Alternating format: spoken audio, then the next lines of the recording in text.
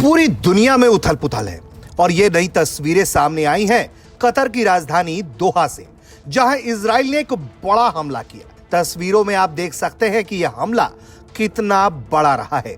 दरअसल इजराइल ने कतर की राजधानी दोहा में हमास के शीर्ष नेतृत्व को निशाना बनाते हुए यह हमला कर दिया। इजराइल के अधिकारियों ने इस कार्रवाई की पुष्टि तक की। जानकारी के मुताबिक इजराइल की सुरक्षा एजेंसी सिन बेट ने इस ऑपरेशन को अंजाम दिया। बताया जा रहा है कि इस ऑपरेशन में हमास के टॉप पॉलिट ब्यूरो के सदस्यों को निशाना बनाया गया और जिस तरह से इस हमले को अंजाम दिया गया उसने पूरे गल्फ कंट्रीज में हंगामा खड़ा कर दिया है। मीडिया रिपोर्ट्स के मुताबिक बैठक कर रहे नेताओं को अमेरिकी राष्ट्रपति डोनाल्ड ट्रंप की मंजूरी के बाद निशाना बनाया गया, जो कथित तौर पर सीज फायर को लेकर अमेरिका के नए प्रस्ताव पर चर्चा कर रहे थे। दोहा के आसमान में ये काले धुएं साफ तौर पर आपको दिखाई दे सकते हैं। कतर के अधिकारी भी इस हमले की पुष्टि कर चुके हैं, लेकिन इस हमले से कौन हताहत हुआ है और कौन नहीं, इसकी जानकारी अभी सामने नहीं आ पाई है। लेकिन जिस तरह से हमास के पोलित ब्यूरो के सदस्यों को निशाना बनाया गया है, उसने एक नए विवाद को जन्म दे दिया है।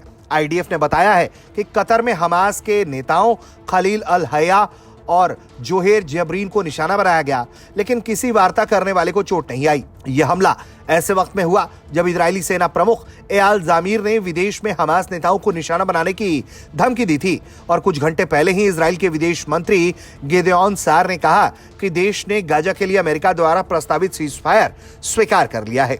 वहीं इस हमले से कतर काफी नाराज दिखाई पड़ रहा है। हमले के बाद कतर की सरकार ने इस हमले को कायरतापूर्ण करार दिया और अंतर्राष्ट्रीय कानूनों का उल्लंघन बताया है।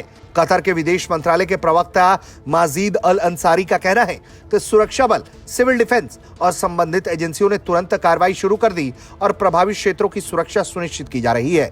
कतर ने कहा है कि वो इस तरह के इजरायली व्यवहार को बर्दाश्त नहीं करेगा और किसी भी कार्रवाई को अपनी सुरक्षा और क्षेत्रीय संप्रभुता के खिलाफ मानते हुए उच्चतम स्तर पर जांच कर रहा है और इसका कड़ा जवाब भी वो अपनी तरफ से दे सकता है। यकीनन कतर किस तरह का हमला इजराइल पर करेगा, इसकी कोई जानकारी अभी सामने नहीं है, लेकिन इजराइल जिस तरह से इन हमलों को अंजाम दे रहा है उससे साफ पता चलता है उसे अमेरिका का समर्थन हासिल है।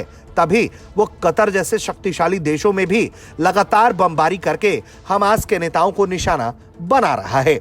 ब्यूरो रिपोर्ट, भारत तक।